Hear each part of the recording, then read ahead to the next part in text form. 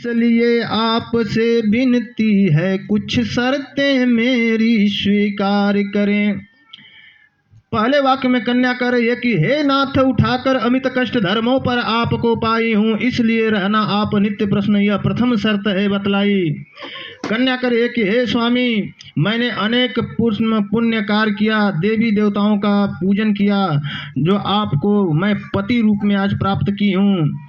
दूसरे वाक्य में कन्या कर रही है कि बावली, कुआं, तालाब, तीर्थ आध्यात्मिक साधन अनुष्ठान है, मेरी सम्मत से करना। दूसरी शर्त करुणा निधान है। कन्या दूसरे वाक्य में करिए कि हे स्वामी, आप आज से बावली, कूप निर्माण, तालाब आदि यज्ञादि, यात्रा, उत्सव, समस्त कार्य जो भी करेंगे मेरी अनुमति के बिना नहीं करेंगे। मुझसे अनुमति आपको मुझे बताना पड़ेगा कि मैं यह कार्य करने जा रहा हूँ। ये हमारी दूसरी शर्त है। तीसरी शर्त में कन्या कर रही है, व्रत दान आदि शुभ कर्मों में पतिदेव मेरे साधक हो में। यह तीसरी शर्त है स्वामी, आप कभी न इसमें बाधक हो में। हे पतिदेव, व्रत, उद्यापन, दान आदि करना स्त्रियों का स्वाभाविक धर्म है।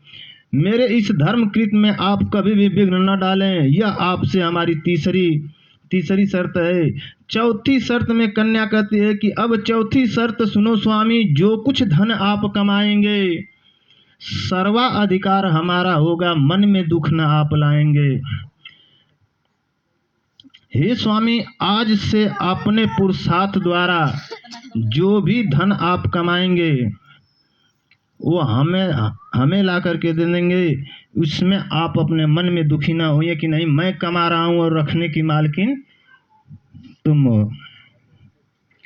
क्योंकि मेरे पास रहेगा, मान लीजिए आप घर पर नहीं है, आपके हित नात रिश्तेदार कोई भी दरवाजे पर आ गया तो मैं उनका सेवा सत्कार कर सकती हूँ, उन्हें चाय पानी पिला सकती हूँ। अगर नहीं, मेरे हाथ में कुछ नहीं रहेगा, मैं खाली रहूँगी तो कहाँ से किसी का सेवा सत्कार करूँगी। इसलिए जो भी अपने पुरुषार्थ द्वारा कमाएंगे वो हमारे हाथ में देंगे। यह हमारी चौथी शर्त है। पांचवी शर्त है, पशुधन क्रय विक्रय में मेरी सम्मत लेनी होगी। यह शर्त है पांचवी, मेरी गृहिणी सांज्ञा देनी होगी। हे प्रभु, हे मेरे स्वामी, आज से आप हाथी, घोड़े आदि पशुओं की खरीद तथा बिक्री मुझसे बिना पूछे न करें। यह हमारी आपसे पांचवी शर्त है। छठवीं शर्त में कन्या कर रही है कि छठवीं शर्त है, पतिदेव जो भी चढ़ा वस्त्र आभूषण है यह न उतारो आप कभी, महाभयंकर दूषण है। कन्या कह रही है कि हे पतिदेव, विवाह उत्सव में सायंकाल के समय इस मंडप में जो भी वस्त्र आभूषण चढ़ा है, ये नहीं कि यहाँ पे आप चढ़ाए हैं और घर जाकर के उतार लें मुझसे, ये बहुत अपराध होगा। क्योंकि मेरे पास रहेगा, मान लीजिए किसी भी समय किसी भी आफत या विपत्ति या सुख दुख में, मान लीजिए पैसा रुपया हाथ में नहीं है, गहना है, उससे हम लोग कहीं पर भी बेच करके अपना काम कर सकते हैं, कहीं गिरवी रख करके वो काम कर सकते हैं। जब हाथ में पैसा होगा तो उसे छुड़ा सकते हैं या बनवा सकते हैं। ये आपसे हमारी छठवीं शर्त है। सातवीं शर्त में कन्या कहती है कि हे मांगलिक कार्य मैके में होगा, बिना बुलाए जाऊं पाऊं, अपमान नहीं करेंगे मेरा, प्रभु चरण कमल पर बलि जाऊं।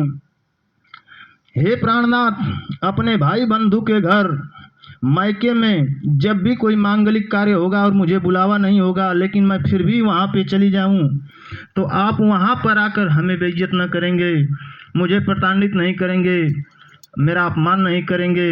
इसलिए मैं आपके चरण कमल की बलि हूँ, आपकी बाहमांगिनी बनने के लिए तैयार हूँ। ये हमारी सातों शर्त है जो आपको स्वीकार करना होगा।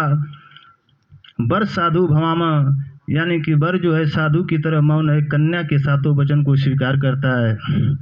लेकिन कन्या के सातों वचन को स्वीकार करने के बाद वर भी कहता है कि हे प्रिय, मेरी भी कुछ शर्तें हैं जो तुम्हें स्वीकार करना होगा।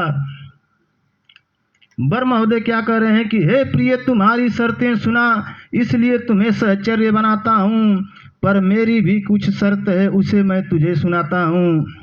यदि पहले वाक्य में बरकरार है, यदि घर पर रहूं हे प्रिय तुम्हें 16 श्रृंगार सजाना होगा। अगर मैं परदेश अनपत्र चला जाऊं इसे से विमुक्त हो जाना होगा। हे प्रिय मैं अगर घर पर हूं तो हंसी मजाक पाउडर लिपस्टिक आदि आपको 16 श्रृंगार भी सजाना होगा, लेकिन मैं घर पर नहीं हूं तो इन सब चीज़ों से तुम्हें मुंह को मोड़ना होगा। प्रतिव्रताओं स्त्री की यही परित्याग होती है, यह हमारी पहली शर्त है। दूसरे शर्त में वर महोदय कहते हैं कि हे विष्णु अनल निज देवता भाई ध्रुव तारा है। हे विष्णु अनल निज देवता भाई ध्रुव तारा है, रहना साक्षी वचन मेरा दूसरी शर्त बतलाया है। हे प्रिय तुम्हारे विवाह में जो साथ हुआ उनके साक्षी भूत विष्णु, दोनों तरफ के ब्राह्मण देवता एवं रिश्तेदारगण भाई बंधु, और पांचवें में ध्रुव तारा, हमारे इस ब्रह्म विवाह के 5 लोग साक्षी हैं। यह हमारी दूसरी शर्त है। तीसरी शर्त में वर महोदय कहते हैं कि हे सम्मुखी तीसरी वचन सुनो, पति धर्म पुनीत पुराना है, पति की सेवा करना ही पत्नी का धर्म सनातन है। हे प्रिय तुम इस समय अपना चित्त और मेरे चित्त के अनुकूल रखना और हमारी उचित आज्ञा का पालन करना, यही जो है हमारी तीसरी वाक्य है। चौथे वाक्य में है, हे विधु बांधनी चौथी शर्त सुनो, आज्ञा का पालन करना होगा, मेरे भाई बंधु स्वजनों का सत्कार तुम्हें करना होगा। अभी आप लोगों के सामने मैं कन्या के 7 वचन में से एक में बताया था कि जो भी धन आप कमाएंगे मेरे हाथ में देंगे। अब यहीं पे है वर महोदय कन्या से कहते हैं कि हे विधु बांधनी चौथी शर्त सुनो, मेरी आज्ञा का पालन करना होगा, मेरे भाई बंधु सज्जनों का सत्कार तुम्हें करना होगा। जब कन्या के हाथ में रहेगा तो आपके भाई बंधु या रिश्तेदार किसी की भी सेवा सत्कार कर सकती है, जब हाथ ही में नहीं कुछ रहेगा तो वो कहाँ से करेगी। 5वें वाक्य में वर महोदय कहते हैं कि गृहस्थ धर्म के पालन में नारी भूमि निराली है, इसलिए तुम बनो वामांगिनी 5वीं शर्त हमारी है। एक बार बोलिए सियापति रामचंद्र की।